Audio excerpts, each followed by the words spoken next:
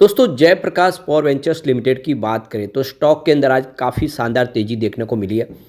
अब आप देख ही सकते हो कि बड़ी गिरावट के बाद स्टॉक फिर से तेज़ी से आगे बढ़ने को तैयार हो रहा है और इसके पीछे सबसे बड़ा रीज़न है कि कंपनी आप देख सकते हो कि फिर से अपना क्वार्टर थ्री का रिजल्ट डिक्लेयर करेगी। पिछले रिजल्ट काफ़ी शानदार थे। कंपनी आप देख सकते हो लगातार अच्छे रिजल्ट दे रही है और आने वाले समय फ्यूचर प्लान के तहत कंपनी ग्रीन एनर्जी में भी अपने पोर्टफोलियो को बढ़ाने जा रही है। ऐसे में आने वाले समय क्या जेपी पावर कमाल करेगा, जानेंगे इस वीडियो के माध्यम से। साथ में यहाँ पे हम ट्राइडेंट लिमिटेड को डिस्कस करने जा रहे हैं। यहाँ पर भी काफ़ी शानदार संभावना दिखाई दे रही है। ट्राइडेंट लिमिटेड डाइवर्सिफाई पोर्टफोलियो के साथ आगे बढ़ रही है और लगातार अपने रिटेल आउटलेट की संख्या भी बढ़ा रही है, क्योंकि कंपनी का जो बिजनेस है मुख्यतः एक्सपोर्ट से आता है कम से कम 53%। लेकिन अब कंपनी इंडिया के बाज़ार में फोकस कर रही है, क्योंकि ग्लोबल मार्केट में बहुत सारी प्रॉब्लम्स है, इन्फ्लेशन की प्रॉब्लम और साथ में जियोपॉलिटिकल टेंशन। ऐसे में वो इंडिया की बाज़ार की तरफ रुख कर रहे हैं। तो यहाँ पे उसको हम अच्छे से समझेंगे। साथ में रिलायंस पावर को डिस्कस करेंगे, जहाँ पे कंपनी डेट फ्री हो चुकी है और आने वाले समय कुछ संभावना पॉजिटिव दिख रही है आज, लेकिन स्टॉक के अंदर गिरावट थी।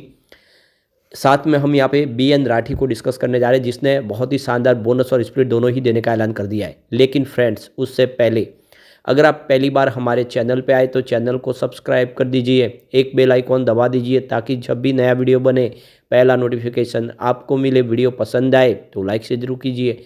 चलो फ्रेंड्स, वीडियो स्टार्ट करते हैं। मैं हूँ आपका दोस्त SB दवे और हमारे अपने चैनल ऑनलाइन कमाई में आपका बहुत बहुत स्वागत है। तो सबसे पहले जेपी पावर के कारोबार की बात कर ले तो 17.32 पर क्लोजिंग थी। आज 3.22% की शानदार तेज़ी देखने को मिली। तो देख सकते हो कि काफ़ी बेहतर शुरुआत हुई और क्लोजिंग लगभग ऊपर की तरफ है, क्योंकि इंट्राडे का जो हाई है वो 17.35 के आसपास है। तो बेहतर शुरुआत की और क्लोजिंग भी काफ़ी शानदार रही। अब जेपी पावर अपने फ्यूचर प्लान को लेकर बहुत ज़्यादा उत्साहित है।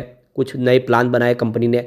यहाँ पे देख सकते हो कि 2030 तक कंपनी हाइड्रो पावर प्लांट की जो कैपेसिटी है उसको 5000 मेगावाट तक करने को बिल्कुल तैयार है। आपको ये भी पता होगा कि विष्णुप्रयाग में इनका जो हाइड्रो इलेक्ट्रिक पावर प्लांट है वो प्राइवेट सेक्टर का सबसे बड़ा पावर प्लांट है एशिया के अंदर। कंपनी सोलर और विंड प्रोजेक्ट भी तेज़ी से आगे बढ़ाना चाहती है, क्योंकि अब जैसे कि सबको पता है कि आने वाले जो समय ग्रीन एनर्जी के नाम पे होगा। ऐसे में 2030 तक कंपनी 1000 मेगावाट के सोलर और विंड एनर्जी प्रोजेक्ट भी करने को तैयार है।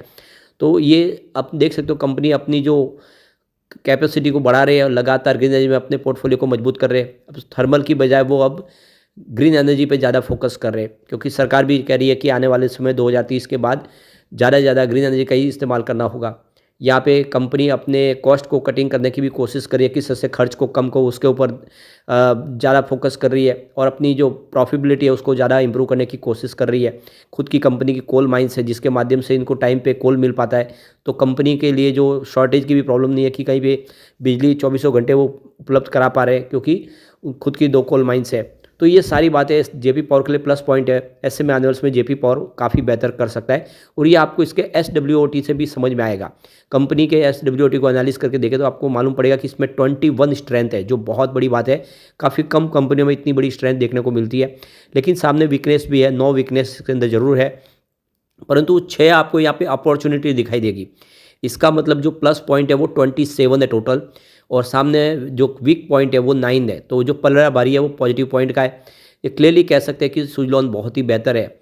यहाँ पे इसके QVT स्कोर को भी देख लेते हैं। 100 में से 91 पॉइंट निकल के आ रहा है क्वालिटी के मामले में। तो हाई फाइनेंशियल स्ट्रेंथ है इसकी। वैल्यूशन के मामले में देखें तो 100 में से 85 है, मतलब अट्रैक्टिव वैल्यूशन है इस समय। ये प्राइस जो है वो बहुत ज़्यादा अट्रैक्टिव है। दूसरी पेयर कंपनियों की तुलना में ये स्टॉक काफ़ी सस्ता दिखाई दे रहा है। टेक्निकल लेवल में जरूर वीक है, क्योंकि 100 में से मात्र 33 पॉइंट निकल के आ रहे हैं। दबाव की स्थिति बाजार में है, इस वजह से ये आपको देखने को मिलेगा। अब रिजल्ट भी आने वाला है। रिजल्ट लगातार कंपनी अच्छा दे रही है। 2020 में जहाँ पे इनका रिवेन्यू 3283 करोड़ के आसपास था, वो 2024 में 6762 करोड़ तक पहुँच गया। ज़बरदस्त वृद्धि हुई है, लगभग डबल हो चुका है। और इसी तरह से प्रॉफिट 2020 में कंपनी को 2214 करोड़ का भारी भरकम लॉस था। 2024 में कंपनी को 1021 करोड़ का ज़बरदस्त प्रॉफिट मिला है। तो आंकड़े बहुत ज़्यादा उत्साहवर्धक है। इसका EPS जो -3.01 रुपीज़ था 2020 में, जो 2024 आता है देख सकते हो कि यहाँ पे 1.09 रुपीज़ प्लस हो चुका है। तो EPS भी बढ़ गया है और आंकड़े वाकई में उत्साहवर्धक है। अब चलते हैं हम ट्राइडेंट लिमिटेड की तरफ। तो 33.01 पर क्लोजिंग थी। 1.32% की तेज़ी देखने को मिली। वैसे स्टॉक बहुत ज़्यादा दबाव में पिछले कई समय से अगर देखें तो स्टॉक नीचे ही आ रहा है। कोविड काल में स्टॉक 3 रुपये के आसपास था, वहाँ से जब दौड़ना शुरू किया तो 70 रुपये तक पहुँचा, लेकिन उसके बाद में स्टॉक काफ़ी समय से 35 के आसपास ही ट्रेड कर रहा है और लोगों को काफ़ी इसने मायूस किया है। लेकिन यह जो मल्टीबैगर स्टॉक था एक समय का, इस समय कमज़ोर साबित हो रहा है। लेकिन कंपनी के फ्यूचर प्लान काफ़ी ब्राइट है। कंपनी आने वाले समय बिजनेस को बढ़ाने के लिए नई प्लानिंग कर रही है। तो ऐसे में आप देख सकते हो कि ये बिजनेस बढ़ता हुआ दिखाई देगा। कंपनी के बहुत सारे प्रीमियम प्रोडक्ट है जिसकी मार्केट में अच्छी खासी डिमांड है। अब यहाँ पे इसके स्ट्रेंथ देख ले तो देख सकते हो कि the company has an efficient cash conversion cycle of 29.56 days. Second इसका जो स्ट्रेंथ अगर आप देखें तो the company has good cash flow management, CFO PAT stand at 1.87। तीसरा इसका स्ट्रेंथ अगर देखें तो the company has high promoter holding 73.19%। ये प्रमोटर की स्थिति यहाँ पे बहुत ज़्यादा मजबूत है। इसके अंदर कुछ लिमिटेशन भी है। The company has shown poor profit growth of 4.06% for the past 3 year. Second है the company has shown poor revenue growth of 14.20% for the past 3 year. और तीसरा है the company is trading at high P of 51.12। तो ये इसके 3 negative point है और सामने 3 पॉजिटिव पॉइंट भी है। या एक तरह से कहे तो पलड़ा दोनों तरफ का भारी है और एक जैसा ही है, बैलेंस में बना हुआ है। लेकिन अब रिजल्ट आने वाला है, उम्मीद है कि इस बार रिजल्ट बेहतर होगा तो फिर एक शानदार तेज़ी की संभावना बन सकती है।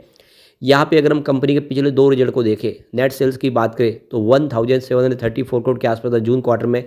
सितंबर में वो घट के 1709 करोड़ के आसपास है। यानी कंपनी का नेट सेल्स थोड़ा सा घटा है पिछले क्वार्टर में। अब यहाँ पे ऑपरेटिंग प्रॉफिट की बात करें तो 217.90 करोड़ के आसपास था जून क्वार्टर में, जो सितंबर में 219.98 करोड़ के आसपास हुआ है। तो ऑपरेटिंग प्रॉफिट बढ़ा है। अदर इनकम 20 करोड़ के आसपास थी जून क्वार्टर में, सितंबर में ये 16 करोड़ के आसपास रही। अब कंपनी के देख सकते हो कि प्रॉफिट आफ्टर टैक्स की बात करें तो 73.59 करोड़ के बीच का बताया प्रॉफिट जून क्वार्टर में, जो सितंबर में 83.46 करोड़ तक पहुंचा है। तो कंपनी का प्रॉफिट बढ़ा है। रिवेन्यू हल्का सा घटा है लेकिन प्रॉफिट बढ़ा है, ऑपरेटिंग प्रॉफिट भी बढ़ा है। तो कुल मिला के आंकड़े उत्साहवर्धक है जो इशारा करेगा कि आने वाले समय ट्राइडेंट बेहतर कर सकता है। कंपनी वाकई में शानदार है और बिजनेस प्लान काफ़ी अच्छे हैं जो आने वाले समय इसको ऊपर लेके जा सकते हैं। चलते हैं रिलायंस पावर की तरफ। 43.35 पर आज क्लोजिंग थी, 0.37% की गिरावट देखने को मिली। तो स्टॉक आज दबाव में था, बाकी सारे स्टॉक रिकवर कर गए। रिलायंस पावर ने कोई खास रिकवरी नहीं दिखाई। अब रिजल्ट आने वाला है, अब रिजल्ट के ऊपर सारा दारोमदार है। अब देख सकते हो कंपनी के दिसंबर क्वार्टर में यहाँ पे सेल्स जो था वो 1947 करोड़ रुपए के आसपास था, जो सितंबर में 1760 करोड़ के आसपास आया। यानी देख सकते हो कि सितंबर में पिछले क्वार्टर में अगर देखें तो सेल्स कंपनी का गिरता हुआ दिखाई देगा। कंपनी के ऑपरेटिंग प्रॉफिट की बात करें तो दिसंबर 2023 में -363 करोड़ के आसपास था, यानी ऑपरेटिंग प्रॉफिट निगेटिव था, लेकिन इस बार 376 करोड़ पॉजिटिव रहा है। तो काफ़ी उत्साहवर्धक है, ऑपरेटिंग प्रॉफिट बढ़ा है। लेकिन जून काफ़ी शानदार था, 651 करोड़ का ऑपरेटिंग प्रॉफिट था।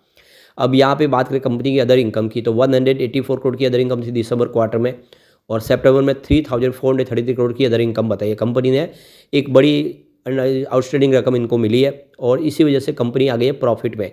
तो देख सकते हो कि दिसंबर 2023 में कंपनी को 1137 करोड़ का लॉस था, इस बार 2878 करोड़ का प्रॉफिट हुआ है।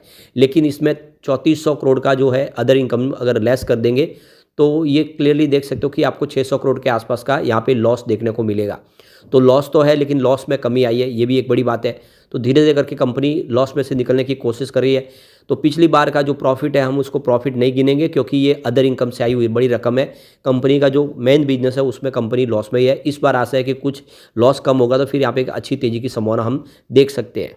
वैसे इसके लिए एक अच्छा ये प्लस पॉइंट ये भी है कि कंपनी के पास कैश फ्लो बढ़ा है। मार्च 2023 में 46 करोड़ के आसपास था, जो मार्च 2024 में 248 करोड़ तक आ गया। तो कंपनी का कैश फ्लो बढ़ा है और अब कंपनी लगातार अपने बिजनेस को लेकर भी नए प्लान बना रही है। तो ऐसे में हम कह सकते हैं कि आने वाले समय में यहाँ पे रिलायंस पावर में हम बेहतर उम्मीद की जा सकती है।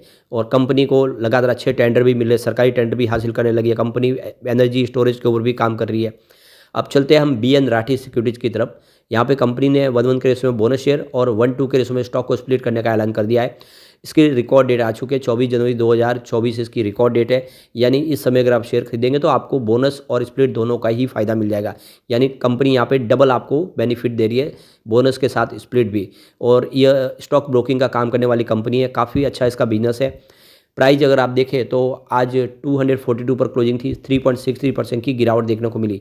वैसे इसका जो हाई था दिन का वो 251 के आसपास था, ऊपर के लेवल से प्रॉफिट बुकिंग आ गई। इसका ऑल टाइम हाई 291 का है। अभी देखें उस लेवल से तो स्टॉक थोड़ा सा नीचे ही है। और 52 वीक का जो लो है इसका 86 रुपीज़ का है। ऑल टाइम लो रेंज इसकी 2.34 की है। तो कुल मिला के देख लो कि काफ़ी बेहतर प्रदर्शन किया है और अब आने वाले समय बोनस के ऐलान के साथ कुछ और संभावना पॉजिटिव बन सकती है। लेकिन फ्रेंड्स, कोई भी इन्वेस्टमेंट करने से पहले अपने फाइनेंशियल एडवाइज़र से एडवाइस ले ले या अपना खुद का रिसर्च करें, क्योंकि मैंने वीडियो आपके एजुकेशनल पर्पज़ के लिए ही बनाया। वीडियो पसंद आए तो लाइक से जरूर कीजिए और चैनल को सब्सक्राइब कर दीजिए। Thank you friends.